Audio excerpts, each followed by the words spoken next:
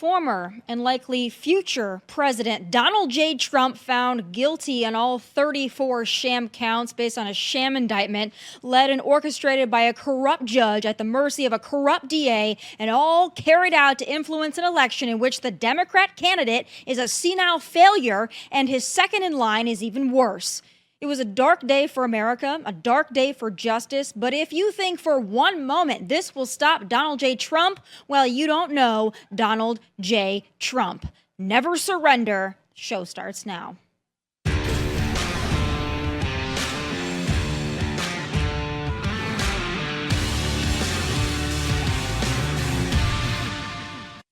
This was a rigged, disgraceful trial. The real verdict is going to be November 5th by the people, and they know what happened here, and everybody knows what happened here.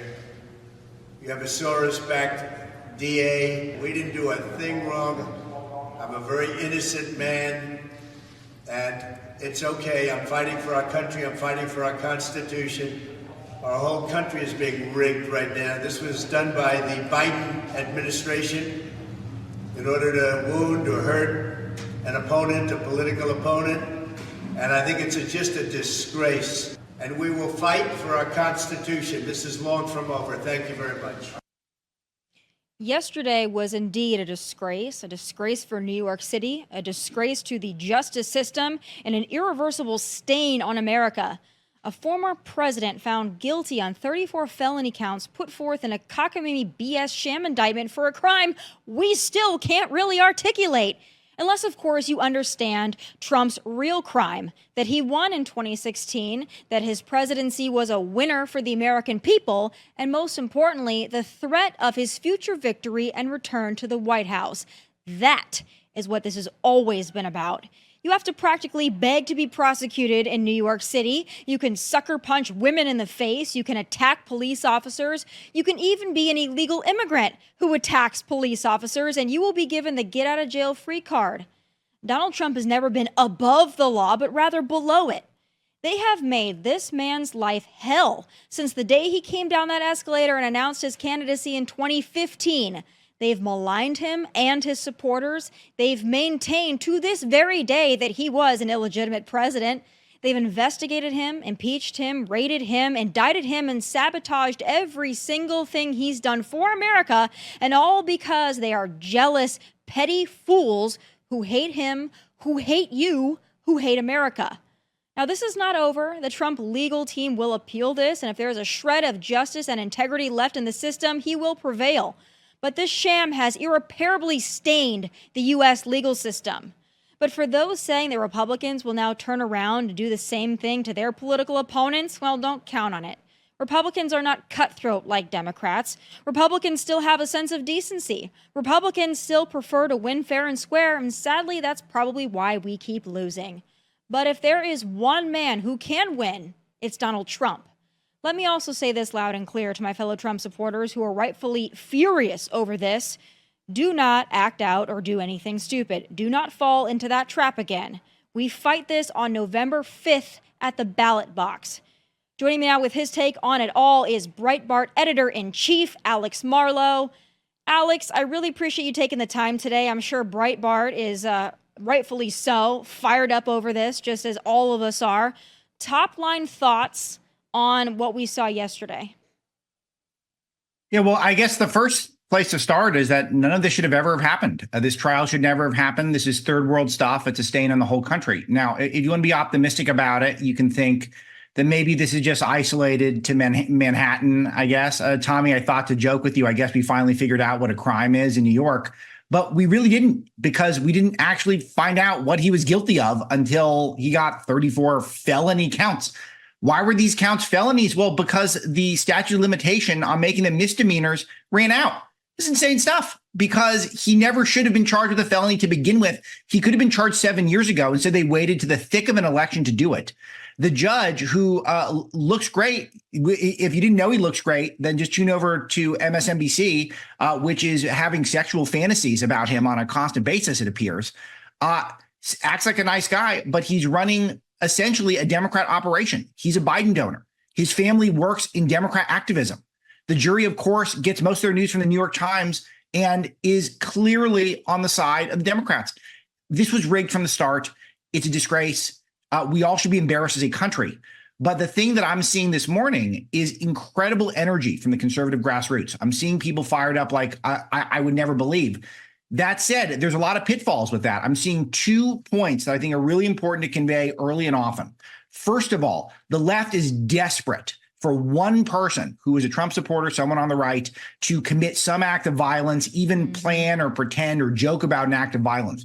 Reuters is already on it, saying Trump supporters want riots now. We want riots. Not that we've done anything wrong. It's they're trying to indict us already for a crime of being outraged about this. So be very careful of any feds who might show up in your feeds. Don't respond to people. Do not organize with anyone. You have to organize on a level with people who are truly part of the grassroots. Be very careful about that. The other thing that I'm seeing is people declaring that Trump's already won in November. This is potentially a huge disaster for us on the right. Yes, I think his chances are much better today than they were yesterday. That's a great thing. I think he's the heavy favorite to win now. That's a great thing. But this thing is far from over. And the tell is how happy Democrats are today. Look at social media feeds on the left. They are absolutely giddy. Why are they giddy? They got their talking point. Their talking point is Donald Trump is a convicted felon. If you haven't heard that by now, then you clearly haven't read the news at all over the last 12 hours. That's what they wanted, and that's what they got. So now every time Joe Biden's backed into a corner during the debates, every time Trump brings up the Bidenflation or the open border or his subservience to China or how he's blown it with Russia, anything that Donald Trump brings up, Biden's going to say, hey, America can do better than a convicted felon. Yep. And then he's out of a jam. They got him this get out of jail free card. And if you don't think that it could be powerful, maybe I agree with you, but we cannot take liberties. We have to assume that we're in the fight of our lives and we're turning over our government to these people who convicted Donald Trump, giving them the whole federal government. We cannot do that. So I agree with you. And I think that it would be wise to be very measured about this, to not be taking victory laps. He brought in a ton of money last night, which is great to see. A lot of that money, the campaign saying around 30% from first-time donors to the Trump campaign. That shows me that there is energy, that people are pissed off. And I'm happy to see that first-time donors are the ones making these small dollar contributions because they feel like they have a stake in this man. So I'm happy to see that. However, I think it needs to be brought up, as you just said, that a lot of the people that are most angry and fired up are people that were going to vote for Trump anyway. So it's about convincing the independents. And I think that who this is going to fall on, besides just Republicans and the RNC who still need to pay attention to their get out the vote effort, is it's going to fall on Donald Trump himself. Now, I got to tell you, because I got to be completely honest, listening to his presser this morning at 11 a.m. from Trump Tower, I think that there was a good 25 minutes between the middle and the end that he could have done without. And that worries me a little bit. He's got to be, in my opinion, very calculated about how he speaks about this. This morning, it felt like he was almost trying to testify, like take the stand on behalf of himself, what he didn't get to do during the actual trial. He was talking about, I just paid this and I paid that. And where I understand he feels like this need to get that out and he feels the need to set the record straight, I understand. I can't imagine being in his position and being gagged and feeling like this injustice was done and he wants to talk about it. But I think he's doing his campaign a disservice by spending too much time in the weeds of legalities. I think he just needs to do what he did last night. Short and sweet, say, listen, this is wrong. I did nothing wrong, but I'm going to fight for the American people. And I was a little bit worried today when he started rambling there for about 20 minutes about the ins and outs of the case. I'm sure you watched it. What was your takeaway? I did. Yeah, it's a great observation, and I'm really tempted. I don't want to give the left any soundbite, so I'm going to ask your audience to read between the lines, at least make it difficult for the Soros-funded freaks in media. But it wasn't his highest energy speech. He does this from time to time, and it's confusing a little bit when he does this, but he does bounce back. So I would not despair if you were hoping to see the rabble-rouser that we saw last night. He was very sharp. He came out. He said the real verdict is going to be rendered November the 5th. This isn't about me. It's about you, which is patently true. And he had some really nice sound bites. There weren't as many of those today. And there was a lot of case minutia, which I found interesting, but most of the public is not going to find interesting. So I'm with you to flag this. I would not go too negative yet, But I'm noted, and we'll come back to this if it does look like he gets winded during this campaign, because they're trying to wear him out. They really are. And he cannot let that happen. So I think if he just does it today and then he moves on, then we're okay. But I do believe for the next 5 months, regardless of what happens to him legally, I believe every time he's at a campaign event, I believe if he acts the most presidential he's ever acted in his life, I believe that will serve him well. Because I believe what people want to see from him, and when I say people, I don't mean his base. The base wants to see him, the Trump supporters want to see him draw blood. But the independents that he needs to win, they want to see him acting presidential, and I think that they're paying attention now. They're like, we think that this is wrong, but we want to watch this man and watch how he acts. Now, if he can cut through the drama and the circus and the chaos of it all, and he can remind them that this is wrong, but most importantly, this is how I'm going to fix the country, I think he can get those people because they're paying attention now. But I think that that's going to be upon him to do that, to talk more about the future of the country and what he's going to do to save it, and less about the political turmoil that he's been put through. I think that that's what the independents are going to be looking for. What do you think? Yeah, and I think that this really connects well with my opening point that you were kind enough to give me a large platform there for a few minutes to make. But I think that he has to get back on that message that we saw during his most recent speeches. And his Bronx speech was really striking to me. He was talking about his business successes. He was talking about the things that made him Donald Trump pre-presidency, because he knows that's going to be a message that's going to resonate with a lot of people who may have typically voted Democrat or not been political, but are seeing their bank accounts. They're seeing how it's harder to pay for gas. It's hard to pay for groceries.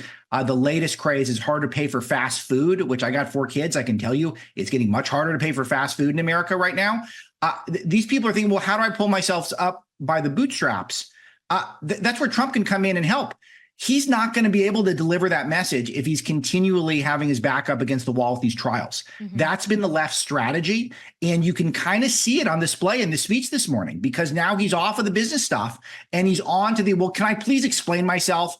Of course, he's a right to explain himself, and I want to hear it. But it cannot be at the expense of that other uplifting message that we saw in the Bronx. So there was a part today that I do think was a good. I mean, I don't want to say that his entire speech this morning was a mistake. I don't think it was. I think there were some great parts of it. I would have liked to see the entirety of the speech be a little bit more maybe in this vein. I want to play a clip and get your thoughts.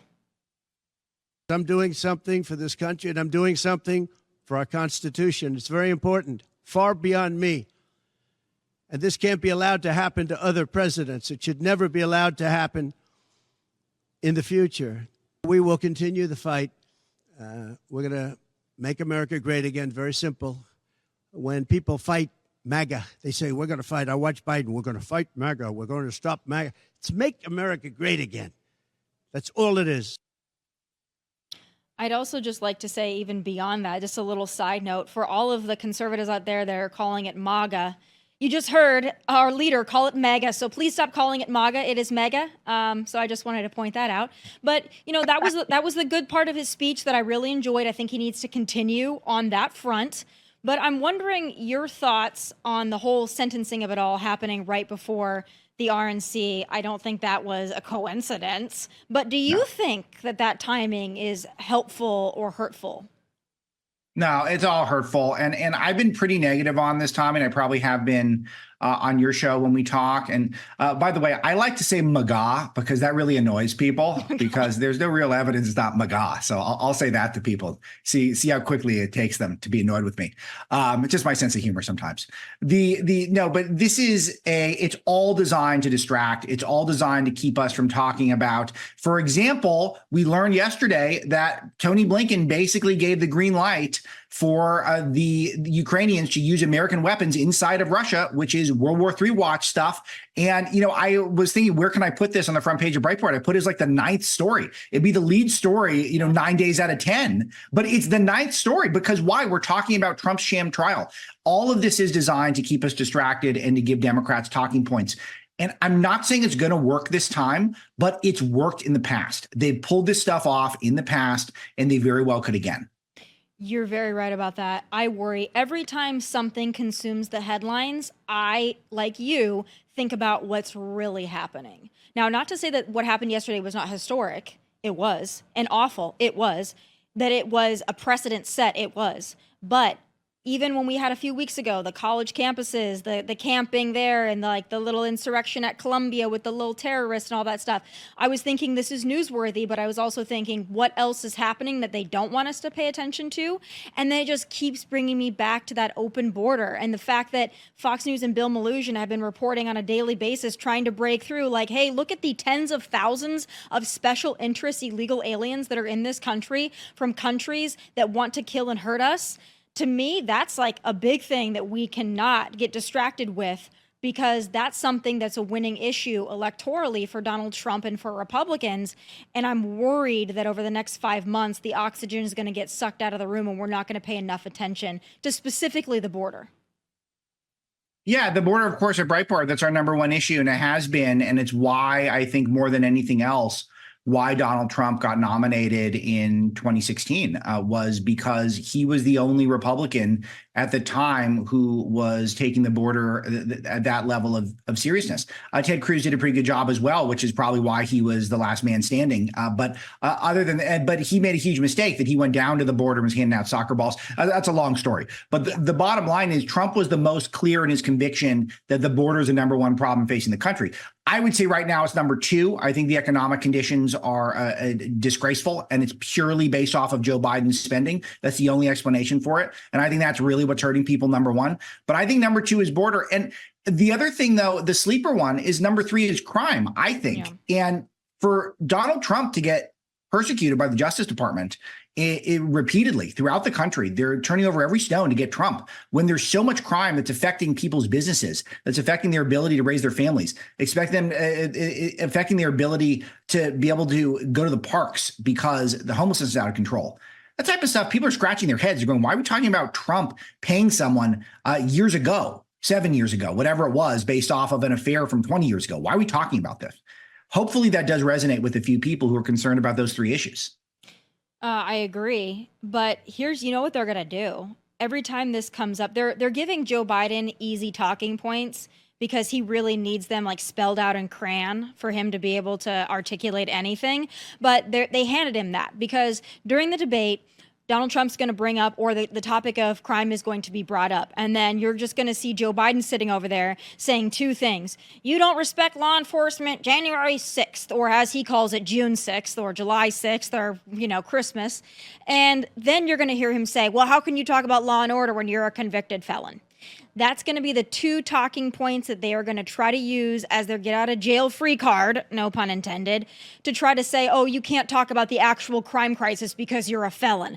I don't know how well it's going to work, but it's going to get him out of talking about the actual issue. Do you agree?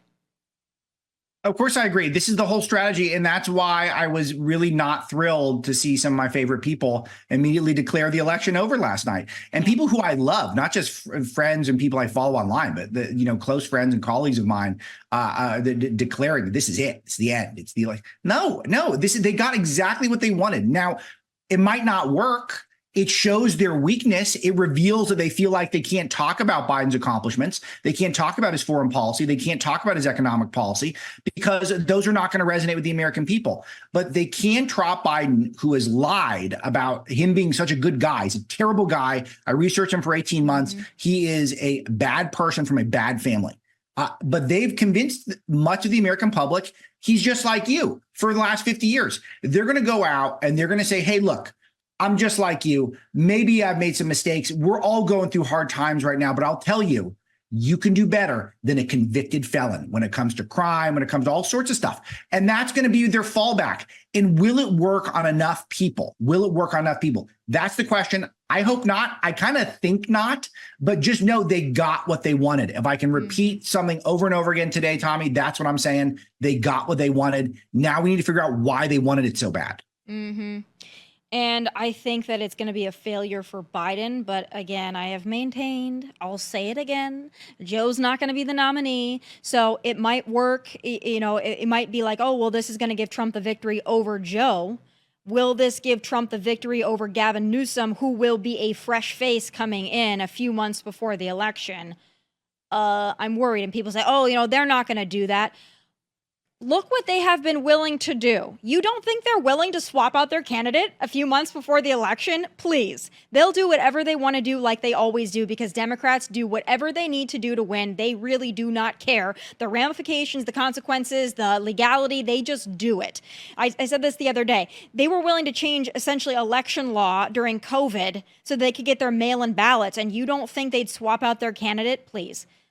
Don't buy it. I want to emphasize this point. Yeah. And we spoke a lot about how I have always maintained Biden will be the nominee. I'm still there, but I want to do this exercise with you because the point you just made is so essential, that they were willing to change election laws in basically every single swing state to get what I would assume is somewhere between 10 and 20 million extra votes. 10 and 20 million extra votes, based on those are my numbers, not so don't bother fact checking me on this. But think about how much votes Biden got versus Obama. Did really all these extra people show up?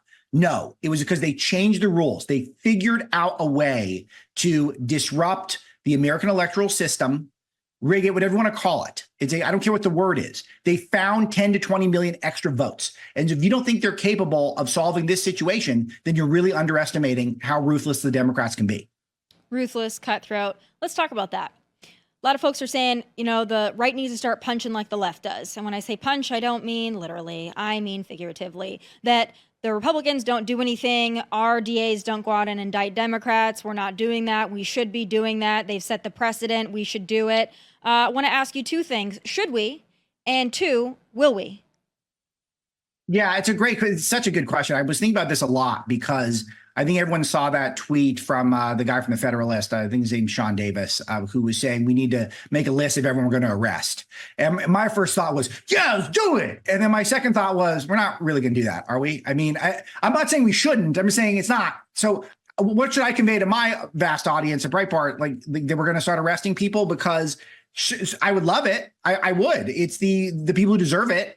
But especially if they're using that tactic against us, and they have been. I mean, people are still dropping like flies on January the 6th. If you even thought about going to January the 6th now, it's some sort of a thought crime. You need to go to jail. So yeah, we should do something similar for people who deserve it. But I don't believe it, Tommy. Maybe I'm too cynical. I've watched Republican politics for too long to believe that they're really just going to start locking people up and rounding them up. We need to start with winning. But then once we're there, we need to make sure the people who are in power have backbone and are not going to look to compromise with the people who are trying to jail our standard bearer. So a couple reasons why I don't think Republicans are ever going to do that. One, Hillary's not in jail. So that was promised. That's never happened. She got away with it. People on Epstein's client list, haven't really heard much about them lately. We don't really seem to do much about those folks. Hunter Biden refused to testify, and he wasn't in handcuffs. He just got to defy an order, and that went really unscathed, untouched. Yes. So Republicans are going to do anything. But you know what? I would rather, we're talking about the intestinal fortitude of Republicans, as much as I think go after, these Democrat thugs. I don't disagree with that. But I would rather see Republicans have the intestinal fortitude to deport 30 million people. I don't think they have that. And that, to me, is honestly more consequential. Let's even enact a border policy. It's like a points-based system where you can't come in unless you're going to add to the country. Like you don't even need to build a wall for that. Can we just agree that you can't come unless you're going to add and not just take all of our free healthcare and handouts? I mean, we can't even do that. So no, I'm very, very cynical in this regard. And so we're getting ahead of ourselves. If it gets you jacked up, if you think that these arrests are coming and that's going to make you more excited to donate or walk a precinct, by all means, whatever gets you excited to do what you got to do to win this election, I'm all good with that. But I'm like you, if Hunter Biden is still walking the streets free, how are we going to start rounding up everyone else? I mean, he's there's no more clear cut. You have 19 felonies to choose from with him, and we haven't gotten on one of them yet. So if we can't get him, then come on, what are we doing here? Well, next week, that's all going to start. So I want to get your take on that just to kind of shift gears a little bit. That is going to be another historic trial of a president's son on the gun charges this time, later on the tax charges. The Biden campaign has said that they go to the Trump courthouse because that's where the cameras are. Do you think that the Biden campaign is going to be as excited to soak up the limelight and the press and the spotlight next week at Hunter Biden's start of his trial? So inadvertently, I think you're coming up with a huge point here, Tommy, which I've thought about a lot because of my research into the Biden family. This is the one of the many, many felonies that Hunter Biden has probably committed over his life that doesn't seem to have anything to do with Joe, is the gun charge. So I think it's not coincidental that this is the one where it feels like this could be the one that gets him somehow. Is it the one where how much are you going to put that on Joe? He had this weird relationship with his brother's widow, and then they got this gun and they just threw it out in a dumpster, and it's all so bizarre. And he lied about how to get the gun, but a lot of people lie to get guns, so he's not the only one there. This feels like the one where it is the least tied to Joe of any of the things Hunter's accused of. And that's why, to me, I feel this is a little bittersweet. I'm all in on it from a news perspective. We'll cover it. We'll be excited about it. But this is really the tip of the spear with Hunter Biden, who still has deep business ties to all sorts of countries all over the world that are clearly affecting his dad's foreign policy, which to me should be worthy of a deep investigation and a lot of hearings and a lot of attention from the American public. And instead, we're getting this gun thing, which is sort of not great. Another thing that got buried last week in regards to Hunter Biden is another message that surfaced where he was talking about using a Sandy Hook memorial service to arrange a meeting between him and a Chinese business associate. I'm sure you know far more about this than I do, but I thought, nobody's even talking about that he's sitting there messaging, a Chinese official saying, hey, we're going to be here for the Sandy Hook memorial if you want to drop in and have a hangsies. I mean, nobody really talked about that due to the Trump trial. Yeah, and it's just noteworthy how there's all this literal evidence from the laptop where we see all of the times that clearly Joe Biden was read into business deals with Hunter clearly using Air Force Two to conduct business while Joe was vice president. And that's all backed up on the laptop, hard and fast. And then you get stuff like this fake Trump N-word tape hoax, which has been talked about for years. And then we spend another half day talking about that. There's not a shred of new evidence. It's a guy claims he said the N-word, whatever it was, and then The Apprentice. It came up 6 years ago. And there was no evidence, so we dropped it. Everyone moved on, and now he just brings it back up. And then we have all this evidence of stuff Hunter and Joe did, and that stuff got blocked as fake news by our Silicon Valley overlords who controlling our press. Yeah. It's amazing how that happens. We still don't have accountability for Joe and Hunter. We don't have accountability for COVID. That's another thing that people like to conveniently forget, everything that they did to us.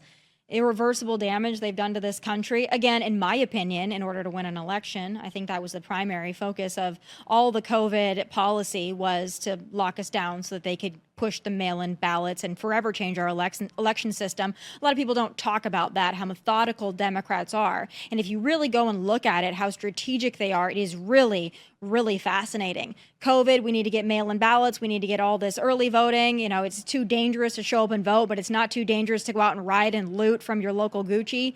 And then again, this one coming up just beyond COVID, but now let's let millions of illegals into this country. And then we've already got Democrats advocating for non-citizens to be able to vote in local elections. People, they say this is a conspiracy theory that we think Democrats want illegals to vote. No, they're actively advocating for illegals to vote in local elections. You don't think they're going to extend that to federal elections? Please. Democrats are methodical, they're strategic. And then here we sit here, and I'm not saying there's anything wrong with it, but we sit here and we go MAGA or MAGA or Magoo, and we put on a hat and we wear Never Surrender on our hoodie, but then we don't do what they do because we don't want to win.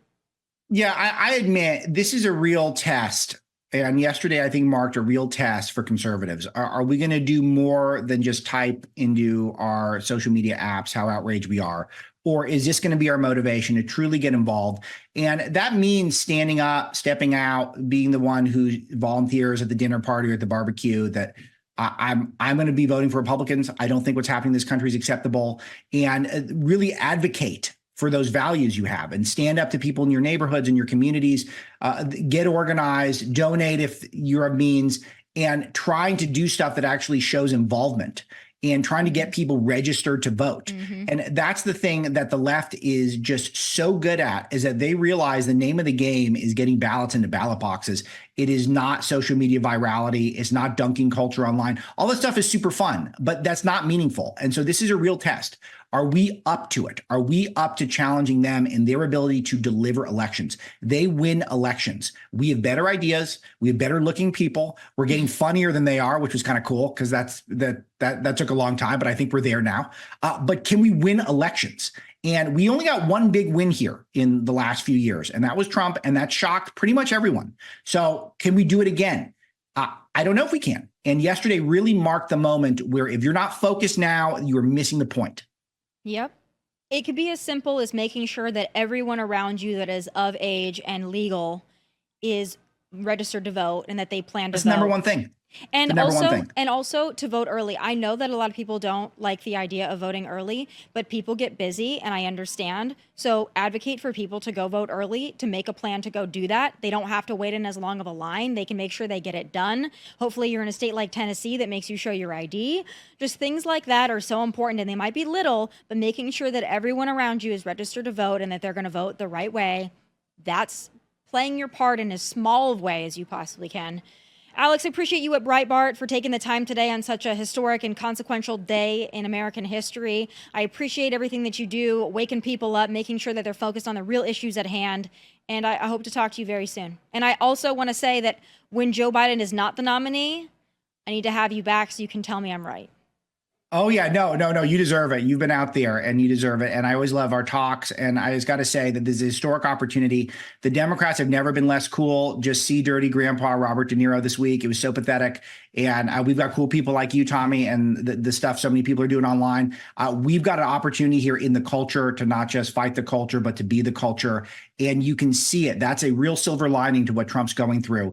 This is a moment where I think a lot of normal people are stopping and saying, whoa, these guys are way cooler than the other guys. And we've got to ride that. This is one of the left's secret sauce. It's what Andrew Breitbart understood. It's one of the reasons why they win. And I think that it's now or never for this movement. You're right. Never surrender, never back down, and maybe let's win something once in a while. That would be nice. Thanks, Alex. I'll talk to you soon. All right, folks, that does it for this very special, historic Friday edition of Tomi Lahren is Fearless. Please join us right back here Monday, of course, 1 p.m. Eastern, live for another show, another historic week. Also, if you get a chance, Sunday morning, I will be on Media Buzz at 11 a.m. Eastern on Fox News. I hope you'll catch me there. But until then, have a great weekend. Go out, get some drinks, have some fun, because we all deserve it. From Nashville, God bless and take care. What's up, guys? Thank you for watching Tomi Lahren is Fearless. If you want more of my hottest takes, must-see conversations, and of course, my final thoughts, click here and make sure you subscribe here so you'll never miss a beat. I'll be here every weekday, and I hope you'll join me.